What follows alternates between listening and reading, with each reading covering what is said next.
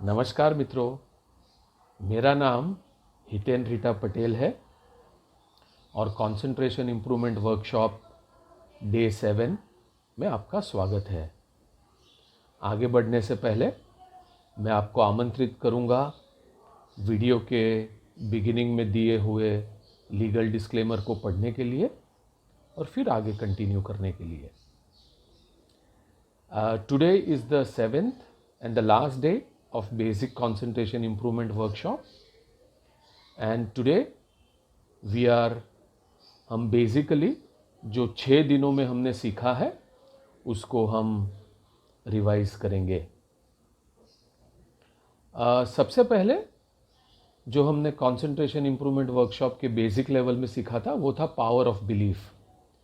Power of belief यानी आप जो भी आपकी मान्यताएं हैं, आपकी धारणाएं हैं, आपके विचार हैं, यूनिवर्स उसी को रियलिटी बना के वापस लाता है।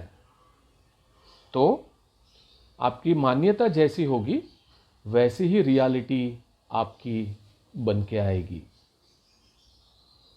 आपकी मान्यता, आपकी धारणा, मान लीजिए एक बॉल है और उस बॉल को आप दीवार पर फेंकते हो और वो दीवार सोच लीजिए कि यूनिवर्स है। तो जिस तरह का बॉल आपने फेंका उसी तरह की रियलिटी आपके पास वापस आएगी। तो जब हम ये मान्यता करते हैं कि यह विषय मेरे लिए बहुत मुश्किल है या मेरे जीवन में यह प्रॉब्लम है जिसका सॉल्यूशन नहीं है, तो क्या होगा? यूनिवर्स उसी को रियलिटी बना के वापस लेके आएगा। तो कभी भी नकारात्मक ना बोले, ये ना बोले कि ये विषय मेरा अनफेवरेट है। अगर आप बोल भी देते हैं तो आप इसको सकारात्मक इसको एंड कर दीजिए। आप पहले तो ऐसे ही बोलिए कि ये विषय बहुत जल्दी मेरा फेवरेट विषय होने वाला है और I choose to believe that this will become my favorite subject। तो आप पॉजिटिव वाइब्रेशंस यूनिवर्स में डालेंगे तो यूनिवर्स भी उसको पॉजिटिव बना के लाएगा।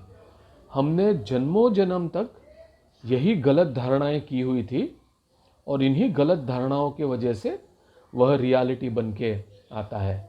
ऐसा क्यों है कि किसी को मैथ्स बहुत अच्छा लगता है और किसी को मैथ्स बिल्कुल अच्छा नहीं लगता? क्योंकि जिसको अभी मैथ्स अच्छा लगता है उसने यह धारणा की थी पीछे कि मैथ्स बहुत इजी सब्जेक्ट है, मुझे बहुत अच्छा लगता है। और जिन्होंने ये धारणा की थी, यह ओपिनियन दिया था या यह थॉट्स दिया था कि मैथ्स तो बाबा बहुत डिफ़िकल्ट सब्जेक्ट है और मुझे तो बिल्कुल ही नहीं आता, तो फिर रियलिटी में भी वह डिफ़िकल्ट बन के ही आएगा। इसमें फिर हमने सीखा था टेल थियरी। टेल थियरी का मतलब था कि अगर आपके मुंह से नकारात्मक बात निकल भी जाती है तो उसके साथ फिर एक टेल लगा दीजिए, एक पुछड़ी लगा दीजिए, ताकि वो पूरी नेगेटिव बात पॉजिटिव में कन्वर्ट हो जाए। फॉर एग्जांपल, अगर हम ये कहते हैं कि मेरे एरिया में मोबाइल नेटवर्क का बहुत प्रॉब्लम है, मैं थक गया हूँ मोबाइल नेटवर्क से, तब यूनिवर्स उसी को वापस रियलिटी बना के लाएगा। आप जहाँ जहाँ जाएंगे वहाँ वहाँ मोबाइल नेटवर्क आपको बुरा ही मिलेगा। तो टेल थियरी में आप ये करिए कि आप ये बोलिए, वो आपके मुंह से तो निकल गया कि हमारे एरिया में मोबाइल नेटवर्क बहुत ख़राब है, फिर उसको पुछड़ी लगा दीजिए, टेल लगा दीजिए, लेकिन मेरी यह मान्यता है कि बहुत ही जल्दी मोबाइल नेटवर्क का प्रॉब्लम सॉल्व हो जाएगा और बहुत ही अच्छी कनेक्टिविटी मुझे मिल जाएगी। तो ये था पावर ऑफ बिलीफ। उसके बाद हमने सीखा रिटेंशन और रिकॉल के बारे में। रिटेंशन यानी वातावरण से इंफॉर्मेशन, वह वातावरण आपकी स्कूल की किताब हो सकती है, इंटरनेट के वीडियोस हो सकते हैं, आपके टीचर्स हो सकते हैं, आपके फ्रेंड्स हो सकते हैं, या अभी जो आप वीडियो देख रहे हैं वह भी वातावरण ही है। तो वातावरण से आपको इन्फॉर्मेशन आती है, वह इन्फॉर्मेशन आपके इंद्रियों के माध्यम से, यानी आँख से, कान से, स्पर्श से, कोई भी माध्यम से, इंद्रियों के माध्यम से वह इंफॉर्मेशन सबसे पहले आपके कॉन्शियस माइंड में आती है। कॉन्शियस माइंड से वह इंफॉर्मेशन फिर सबकॉन्शियस माइंड में चली जाती है। यह पूरी प्रक्रिया रिटेंशन है। और जब इंफॉर्मेशन सबकॉन्शियस माइंड से कॉन्शियस माइंड में आती है और फिर इंद्रियों के माध्यम से जब वातावरण में चली जाती है तो उसे रिकॉल कहेंगे। तो रिकॉल के लिए वातावरण क्या होगा? तो एग्जामिनेशन होगा, हमारी ऑफिस होगी, हमारे टीचर्स का पूछे हुए क्वेश्चंस होंगे, क्लासरूम होगा, या इवन हमारा घर भी वातावरण का ही हिस्सा है।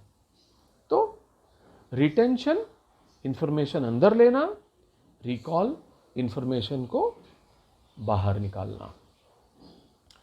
तो जब आप यह पूरी प्रक्रिया से एकदम हार्मनी में है, आप इस पूरी प्रक्रिया से एकदम तादात्म्य में है, रिटेंशन भी आपका अच्छे से हो रहा है, रिकॉल भी आपका अच्छे से हो रहा है, तब आप कहेंगे कि कंसंट्रेशन अच्छा है। फोकस जितना आपका अच्छा होगा उतना आपका रिटेंशन अच्छा होगा। किंतु focus is a medium of retention. तो यह कहना ठीक नहीं है कि focus is equal to retention, क्योंकि रिटेंशन में फोकस के अलावा भी और कई चीज़ें हैं जो हम एडवांस्ड कंसंट्रेशन इंप्रूवमेंट वर्कशॉप में कवर करते हैं। किंतु अभी इतना समझना जरूरी है कि अच्छा फोकस होगा तो अच्छा रिटेंशन होगा। और recall is dependent on relaxed state of mind. जितना आपका मन शांत होगा उतना ही बहुत अच्छे से रिकॉल होगा। किंतु यह कहना ठीक नहीं है कि शांत mind is equal to recall, नहीं, क्योंकि एडवांस कंसंट्रेशन इंप्रूवमेंट में हम यह भी देखेंगे कि रिकॉल के लिए पीसफुल माइंड के अलावा भी और क्या क्या चीज़ें ज़रूरी है। हाँ, तो ये बेसिकली रिटेंशन और रिकॉल का हमने अंडरस्टैंडिंग किया था। फोकस और रिलैक्स्ड स्टेट ऑफ माइंड का हमने अंडरस्टैंडिंग किया था। फिर हमने सीखा था कौन सी ऐसी टेक्निक्स है जिससे हम हमारा रिटेंशन इम्प्रूव कर सकते हैं, कौन सी ऐसी टेक्निक्स है जिससे हम हमारा रिकॉल इम्प्रूव कर सकते हैं। तो काफ़ी टेक्निक्स हमने सिखाई थी, लेकिन अभी समरी में एक जो इम्पॉर्टेंट टेक्निक है वह इम्पॉर्टेंट टेक्निक हम फिर से कवर कर लेंगे, रिवाइज कर लेंगे। वह था किसी भी मंत्र का उच्चारण या किसी भी रिवर्स काउंट का उच्चारण, किंतु आंखें बंद करके जो भी आप मंत्र उच्चार रहे हैं उसका शब्द शब्द, या जो भी आप रिवर्स काउंटिंग कर रहे हैं उसका लेटर या शब्द आपको आंख बंद करके आपके दोनों आंखों के बीच में उसको विजुअलाइज करना है। तो मान लीजिए आप ओम नमः शिवाय कर रहे हैं, तो जैसे आपने बोला ओम, तो ओम को यहाँ विजुअलाइज करिए, न म ह शी वा य। तो मंत्र का उच्चारण या रिवर्स काउंट का उच्चारण आंखों के बीच में इस एरिया में उसको विजुअलाइज करना है। इससे भी हमारा फोकस बहुत अच्छे से इम्प्रूव होता है। बाकी कई टेक्निक्स हमने की थी, किंतु यह इम्पॉर्टेंट टेक्निक थी। रिकॉल के लिए सबसे अच्छी टेक्निक थी अनुलोम विलोम प्राणायाम। तो अनुलोम विलोम प्राणायाम से आपका माइंड बहुत अच्छे से शांत हो जाता है, बहुत अच्छे से पीसफुल हो जाता है। किंतु मैं कोई एक्सपर्ट योगा टीचर नहीं हूँ, मैं कोई डॉक्टर नहीं हूँ, मैं कोई एजुकेशन एक्सपर्ट नहीं हूँ। तो आपको सही ढंग से अनुलोम विलोम करने की प्रक्रिया आप किसी क्वालिफाइड योगा टीचर के माध्यम से सीखिए। वो आपको बहुत अच्छे से सिखाएंगे कि अनुलोम विलोम कैसे किया जाता है। जो हितेन समझाए वो आपको बताता है, बट वो परफेक्ट नहीं हो सकता है। आप किसी एक्सपर्ट से सीखिए।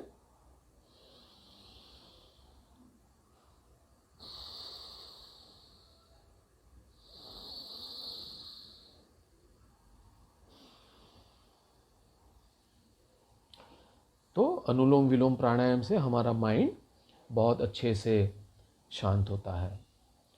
उसके बाद हमने सीखा 2 मुद्राएं, जो मुद्राएं हमारे कंसंट्रेशन इम्प्रूवमेंट के लिए बहुत इम्पॉर्टेंट है। सबसे पहले है ज्ञान मुद्रा।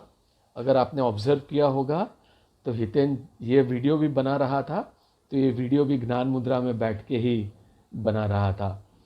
तो ज्ञान मुद्रा, अग्नि तत्व और वायु तत्वों को जोड़ दीजिए, इससे आपका कंसंट्रेशन बहुत इम्प्रूव होता है। मैं फिर से कह रहा हूँ, मैं कोई मुद्रा एक्सपर्ट नहीं हूँ। अगर आपको इसके बारे में और अच्छी जानकारी लेनी है तो किसी अच्छे मुद्रा एक्सपर्ट्स को कंसल्ट करें। और दूसरी मुद्रा थी हाकिनी मुद्रा।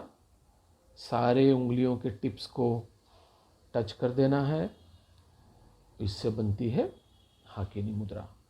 तो ये 2 मुद्राएं कंसंट्रेशन के लिए बहुत इम्पॉर्टेंट थी। और फिर हमने सीखा 3-for-1 टेक्निक। 3-for-1 टेक्निक यानी आप एक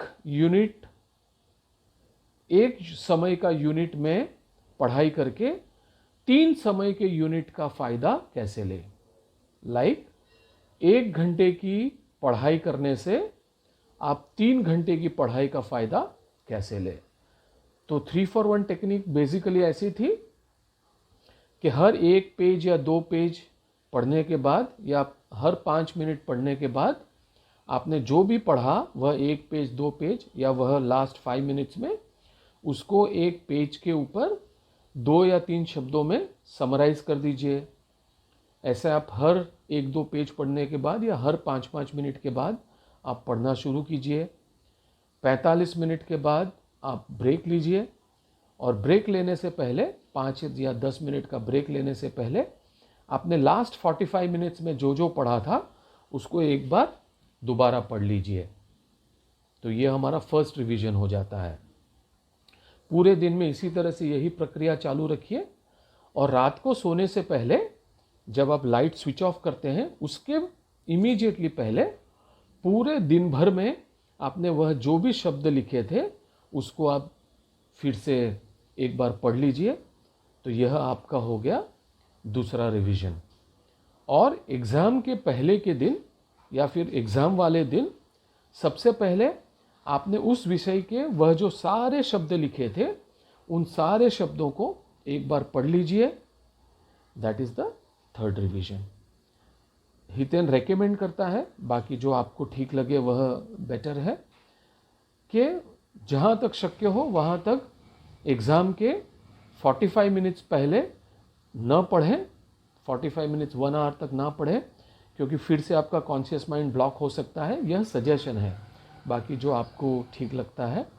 और वह 45 मिनट्स के पहले या 1 आवर के पहले वह जो आपने शब्द सारे लिखे थे उस विषय के उसको दोबारा एक बार रिवाइज कर लीजिए।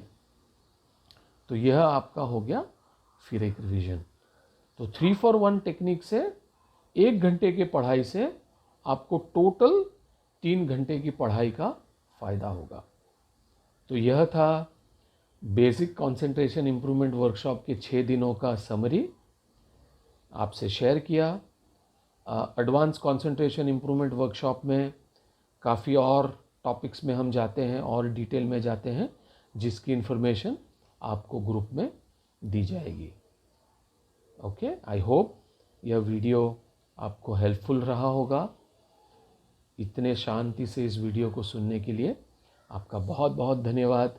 जय Sachchidanand. See you soon in advance concentration improvement workshop. जय सच्चिदानंद।